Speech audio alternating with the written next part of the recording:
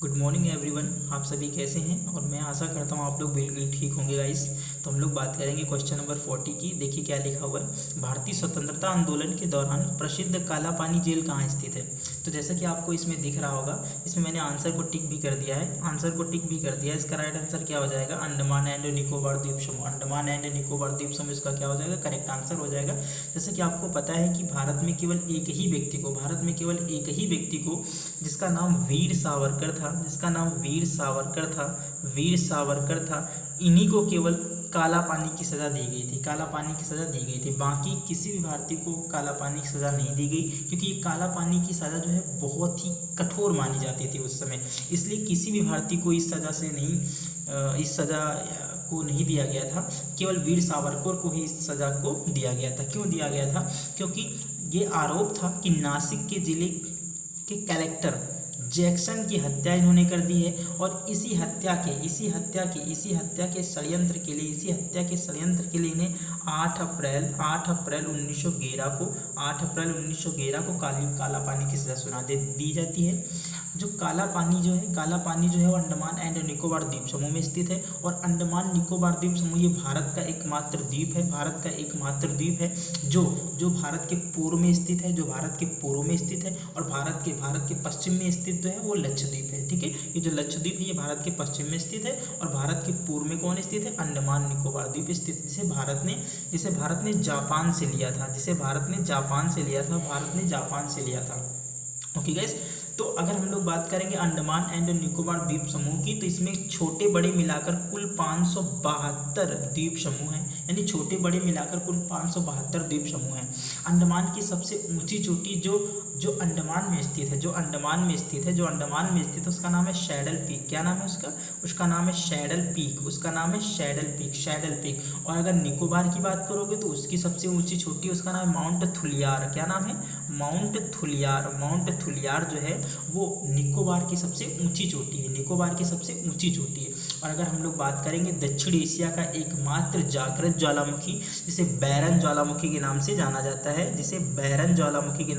जाता है, वो भी कहाँ है? तो वो भी अंडमान में है, जो 150 सालों के बाद अचानक से जागृत हो गया, क्योंकि ये पहले सुसुप्त ज्वालामुखी था। 150 सालों तक इसमें कोई भी हलचल नहीं हुई थी, और अचानक से 1991 इसमें फिर से ये विस्फोट होता है, और इसके बाद से लगातार ये विस्फोट होने के इसमें विस्फोट दिखाई देते हैं। इसलिए इसको बोल दिया गया है अब कि ये सक्रिय ज्वालामुखी है, जो 150 सालों तक सोए रहने के बाद 1991 में फिर से सक्रिय हो गया है। तो गाइस, आपको ये वाला प्रश्न कैसा लगा आप लोग जरूर बताइएगा। अब हम लोग बात करेंगे क्वेश्चन नंबर 2 की, क्वेश्चन नंबर 41 की। देखते हैं क्वेश्चन नंबर 41 में क्या लिखा हुआ है गाइस। देखिए, ऑपलेशियन पर्वत किस महाद्वीप में स्थित है? ऑप्शन देख लीजिए, दक्षिण अमेरिका, उत्तरी अमेरिका, ऑस्ट्रेलिया और अफ्रीका महाद्वीप। तो जैसा कि आपको पता है कि मैंने यहाँ से इसको गाढ़े प्रिंट से इसको कर दिया है, तो इसका राइट आंसर भी क्या होगा? इसका राइट आंसर भी होगा उत्तरी अमेरिका। क्या होगा? उत्तरी अमेरिका। मैंने कहा कि अगर अमेरिका का मैप भी दिखाऊंगा मैं आप लोगों को, और उत्तरी अमेरिका के मैप में पूर्व में ऑपलेशियन पर्वत स्थित है। और अगर बात करोगे पश्चिम में, तो पश्चिम में पूरे उत्तरी अमेरिका में, ठीक है, उत्तरी अमेरिका में रॉकी पर्वत स्थित है, जो विश्व का दूसरा सबसे बड़ा पर्वत है, जो विश्व का दूसरा सबसे लंबा पर्वत है, इसे बोलते हैं रॉकी पर्वत। और अगर पूर्व की बात करोगे तो ऑपलेशियन पर्वत स्थित है, ठीक है, ऑपलेशियन पर्वत स्थित है। तो कहाँ स्थित है? तो उत्तरी अमेरिका में स्थित है। अब हम लोग बात करेंगे मैप के थ्रू, और आपको मैप में दिखाते हैं ये है कहाँ एक्चुअली में, ठीक है। जैसे कि आपको यहाँ पर मैप दिख रहा होगा, तो जैसे कि मैं आपको यहाँ से बता दूँ कि ये जो आपको दिख रहा है, यहाँ से ये जो ऊपर वाला हिस्सा है ये है कनाडा का। ये देखो यहाँ से लिखा है आपको, ये कनाडा का है, और ये जो है ये यूएसए। यहाँ से आपको दिखेगा, यहाँ से आपको इस तरफ ऐसे हैं, ये ऑपलेशियन पर्वत है, और यहाँ से, ठीक है, ये वाला जो आपको इलाका यहाँ से दिख रहा है मैक्सिको तक पूरा जो है वो चला जाता है रॉकी पर्वत की जो सबसे ऊंची चोटी है, वो यहाँ पर है, माउंट मैकिनले। क्या नाम है इसका? मैकिनले। माउंट मैकिनले यहाँ पर है, जो कहाँ स्थित है, जो अलास्का में स्थित है। अलास्का किसका भाग है, तो ये भी किसका है, यूएसए का भाग है। अलास्का भी यूएसए का भाग है। जो माउंट मैकिनले, इसकी सबसे ऊंची चोटी किसकी, रॉकी पर्वत की सबसे ऊंची चोटी कौन सी, माउंट मैकिनले है, जिसकी ऊंचाई 6192 यानी कि 6192 मीटर है, 6192 मीटर है, जो रॉकी पर्वत की सबसे ऊंची चोटी है। और अगर बात करोगे ये वाला पर्वत कौन सा है, तो ये ऑपलेशियन पर्वत है। कौन सा है, ये ऑपलेशियन पर्वत है, ये ऑपलेशियन पर्वत है। और ऑपलेशियन पर्वत भी कहाँ स्थित है, तो ऑपलेशियन पर्वत भी स्थित है तुम्हारा कहाँ पर, तो उत्तरी अमेरिका में। उत्तरी अमेरिका में कहाँ पर, उत्तरी अमेरिका में ऑपलेशियन पर्वत स्थित है, ऑपलेशियन पर्वत स्थित है, जिसकी सबसे ऊंची चोटी जो है माउंट मिशेल है। क्या है, माउंट मिशेल। माउंट मिशेल जो है इसकी सबसे ऊंची चोटी है, जिसकी ऊंचाई 2037 मीटर है। कितनी है, 2037 मीटर इसकी ऊंचाई है। और इसका नाम क्या है, Mount McKinley, sorry Mount Mitchell है। क्या है, माउंट मिशेल है, माउंट मिशेल है, माउंट मिशेल है, जो ऑपलेशियन पर्वत की सबसे ऊंची चोटी है। और अगर रॉकी पर्वत की सबसे ऊंची चोटी की बात करोगे तो माउंट मैकिनले, जिसकी 192 मीटर हाइट है, 192 मीटर हाइट है। ठीक है, तो अब हम लोग बात करेंगे दूसरे मैप की, और दूसरे मैप में आपको दिखाता हूँ मैं इसके और क्या हो सकते हैं इसमें। ठीक है, तो चलिए मैं आपको दूसरा मैप दिखा रहा हूँ। चलिए देखिए, जहाँ तक मैंने ये वाला मैप तुमको सादा लेके दिखाया, मैं इसमें आपको सब कुछ वो बताऊंगा जो इसमें हो सकता है। देखिए यहाँ ये क्या है, ये अलास्का है। ठीक है, ये अलास्का है, ये आपको अलास्का से याद रखेगा। ये पहले ठीक है, पहले ये डेनमार्क का भाग हुआ करता था, पहले ये डेनमार्क का भाग हुआ करता था, लेकिन अमेरिका ने इसको खरीद लिया था, अमेरिका ने इसको खरीद लिया, तो अब ये यूएसए का भाग है। ठीक है, और ये आपको दिख रहा है, तो ये है कनाडा, ये है कनाडा, ये है कनाडा। ठीक है, कनाडा एक देश है जो उत्तरी अमेरिका का सबसे बड़ा देश है, और विश्व का दूसरा सबसे बड़ा देश है, विश्व का दूसरा सबसे बड़ा देश है, और उत्तरी अमेरिका का पहला सबसे बड़ा देश है। इसके बाद ये जो आपको लाइनिंग दिख रही है, ये वाली, ठीक है, ये वाली जो लाइनिंग है, ये है क्या, ये यहाँ से लेके यहाँ तक है यूएसए। और ये जो नीचे आपको दिख रहा है ऐसे करके, ये है मैक्सिको। ये क्या है, ये है मैक्सिको। अगर बात करोगे ऑपलेशियन पर्वत कहाँ है, तो यहाँ से लेके यहाँ तक ऑपलेशियन पर्वत है। और अगर बात करोगे रॉकी पर्वत की, ठीक है, रॉकी पर्वत की, तो यह ऐसे दिख रहा है आपको, रॉकी पर्वत है। ये क्या है, रॉकी पर्वत है। ओके गाइस, रॉकी पर्वत है।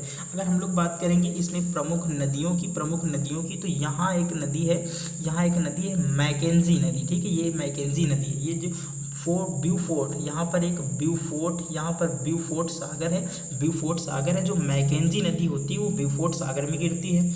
जबकि यहाँ से एक नदी निकलेगी, यूकान नदी। ठीक है, यूकान नदी, क्या नाम है उसका, यूकान नदी उसका नाम है। और वो कहाँ गिरेगी जाके, तो वो गिरेगी बेरिंग सागर में। कहाँ गिरेगी, बेरिंग सागर में गिरेगी यूकान नदी, जो कनाडा और अमेरिका दोनों में बहती है।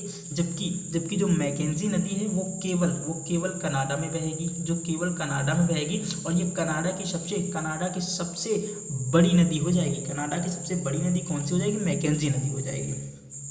और अगर हम लोग बात करेंगे तो यहाँ ग्रेट लेक्स हैं, यहाँ पर ग्रेट लेक्स हैं। ठीक है, ग्रेट लेक्स हैं, जिसको बोलते हैं कि ये सबसे, यहाँ पर जो ग्रेट लेक है इसमें पांच मुख्य झीलों के बारे में हम लोग यहाँ पढ़ते हैं। ठीक है, 5 मुख्य झीलों के बारे में यहाँ पढ़ते हैं। तो सबसे पहली नदी जो हो जाएगी सुपीरियर हो जाएगी, दूसरी कौन सी हो जाएगी, मिशिगन हो जाएगी, और तीसरी कौन सी हो जाएगी, ह्यूरोन हो जाएगी, और चौथी हो जाएगी ईरी। कौन सी हो जाएगी, ईरी। और पांचवी कौन सी हो जाएगी, और ओंटेरियो। कौन सी हो जाएगी, ओंटेरियो नदी। ठीक है, ओंटेरियो झील हो जाएगी। तो पहले कौन सी, सुपीरियर, फिर कौन सी, मिशिगन, जो पूरी तरह से, मिशिगन जो है वो पूरी तरह से अमेरिका में स्थित है। ठीक है, पूरी तरह से अमेरिका में स्थित है। और सुपीरियर जो है ये विश्व की सबसे बड़ी मीठे पानी की झील है। विश्व की सबसे बड़ी मीठे पानी की झील कौन सी, सुपीरियर झील है। इसके बाद आती है मिशिगन, इसके बाद मिशिगन आएगी, और इसके बाद ह्यूरोन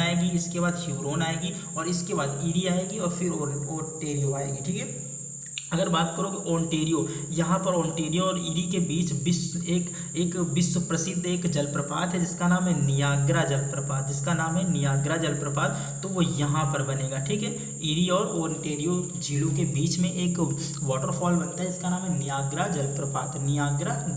ठीक है, वो कहाँ बनेगा, तो वो ईरी और ओंटेरियो झीलों के मध्य बनेगा। ठीक है, तो यहाँ जो 5 ग्रेट लेक है, इनका आपको नाम याद रखना है, वो पूर्व से पश्चिम हो चाहे पश्चिम से पूर्व की ओर है। आपको पूरा याद करना है, ठीक है, आपको पूरा याद करना है और याद करना है तो है, इसमें कोई भी दो राय नहीं है, ठीक है, इसमें आपको याद करना है तो करना है। अगर हम लोग बात करेंगे दूसरे इसके बारे में, तो यहाँ पर एक द्वीप स्थित है, यहाँ पर एक द्वीप स्थित, इसका नाम है न्यू फाउंडलैंड द्वीप। क्या नाम है इसका? न्यू फाउंडलैंड द्वीप, न्यू फाउंडलैंड द्वीप, ठीक है, न्यू फाउंडलैंड द्वीप है, जिसमें यहाँ पर ग्रैंड बैंक स्थित है। यहाँ पर ग्रैंड बैंक स्थित है। क्या स्थित है? ग्रैंड बैंक स्थित है, ग्रैंड बैंक स्थित है, जो मछलियों के उत्पादन के लिए विश्व में सबसे अग्रणी स्थान है, सबसे अग्रणी स्थान है। अब आप लोग बात करो कि यहाँ पर सबसे ज़्यादा मछलियाँ क्यों पाई जाती है, तो आप लोगों ने नाम सुना होगा, जैसे हमने कहा कि यहाँ से एक जलधारा है, यहाँ से एक जलधारा जिसको बोलते हैं कि ये ठंडी जलधारा है, ठंडी जलधारा है, और इधर से जो ऐसी जलधारा है, ये जलधारा है, इसको बोलते हैं ये गर्म जलधारा है, ठीक है, गर्म जलधारा है। इन दोनों का जहाँ पर मिलन होगा, इन दोनों का जहाँ पर मिलन होगा तो धुएं के रूप में बहुत सारा धुआं यहाँ पर एकत्रित हो जाएगा, और जब धुआं एकत्रित हो जाएगा तो यहाँ का पानी जो है वो मछलियों के लिए क्या होगा? अनुकूलित होगा, मछलियों के लिए अनुकूलित होगा, तो सारी मछलियाँ जो है वो यहीं पर आ जाएंगी। और जो यहाँ की जो उत्तरी अमेरिका की ठंडी जलधारा है, इसे हम लोग लेब्राडोर के नाम से जानते हैं, लेब्राडोर के नाम से जानते हैं। और जो गर्म जलधारा है, इसे गल्फ स्ट्रीम के नाम से जाना जाता है, इसे गल्फ स्ट्रीम के नाम से जाना जाता है, जो उत्तरी अमेरिका में स्थित है, ठीक है। तो ये जो न्यू फाउंडलैंड द्वीप है, यहाँ पर इस तरफ से आती हैं, इस तरफ से लेब्राडोर की जलधारा आएगी, और इस तरफ से जो है वो गल्फ स्ट्रीम की धारा जाएगी। इन दोनों का जहाँ पर मिलन होगा, यानी कि वो न्यू फाउंडलैंड द्वीप के नीचे होगा, तो यहीं पर बनेगा विश्व में सबसे बड़ा ग्रैंड बैंक, जिसको बोलते हैं मछलियों के उत्पादन के लिए सबसे अग्रणी स्थान है, ठीक है, उसको बोलते हैं न्यू फाउंडलैंड द्वीप, ठीक है।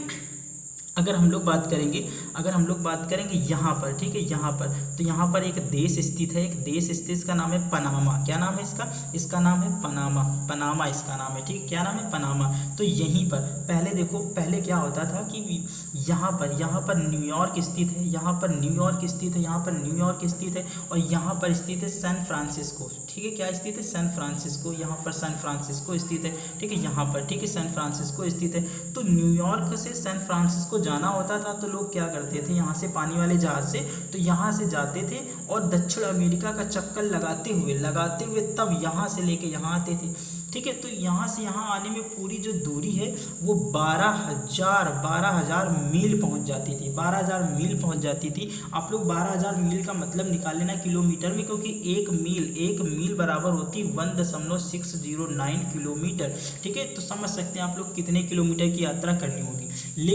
लेकिन यहाँ से पनामा देश से एक पतली नहर, एक चौड़ी नहर निकाली गई, और जब यहाँ से इसको नहर निकाल दिया गया तो इसकी दूरी मात्र कितनी बची? 4,000 मील बची, यानी कि 3 गुना दूरी को कम कर दिया गया पनामा झील से। जो पनामा झील है, वो किसको जोड़ेगी? तो यहाँ पर अटलांटिक महासागर है, और यहाँ पर स्थित है प्रशांत महासागर। तो इन दो महासागरों को जोड़ने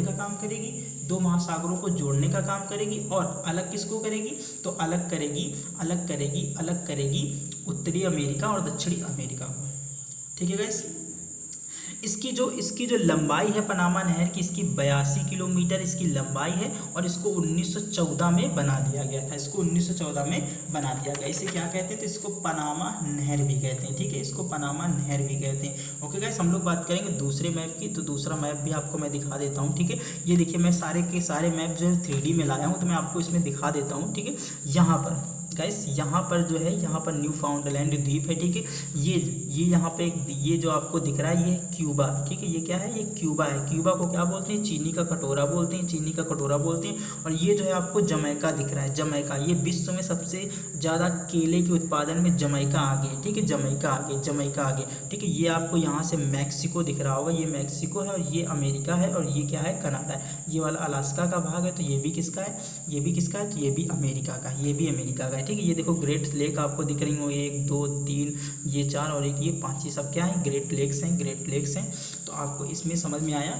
अगर आपको समझ में आया तो वीडियो को लाइक कर देना गाइस, और अगर आपको वीडियो पसंद आया तो आप लोग चैनल को सब्सक्राइब करिए और वीडियो को ज़्यादा से ज़्यादा शेयर कीजिए, ठीक है। तो गाइस हम लोग मिलेंगे कल वीडियो में नेक्स्ट क्लास के साथ नेक्स्ट दिन, तब तक के लिए बाय, टेक केयर।